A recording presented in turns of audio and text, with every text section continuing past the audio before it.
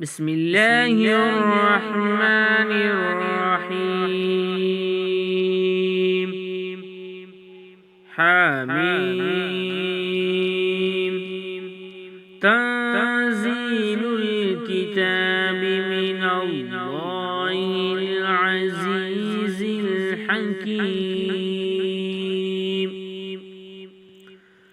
إن في السماوات والأرض لآيات للمؤمنين وفي خلقكم وما يبث من دابة آيات لقوم يوقنون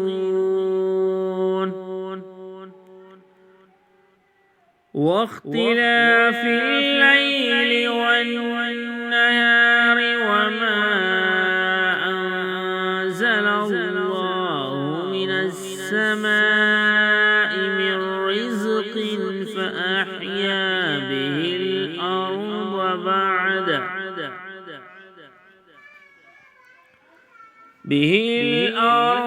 بعد موتها وتصريف الرياح آيات لقوم يعقلون.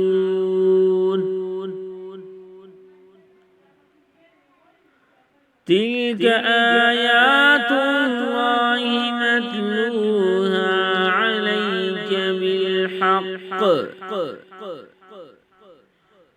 فبأي حديث بعد الله وآياته يؤمنون. ويل لكل أفاك أثيم يسمع آيات الله تتلى عليه ثم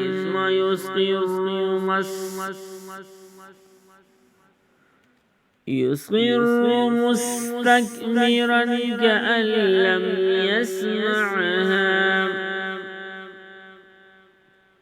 فبشره بعذاب أليم. صدق الله العظيم.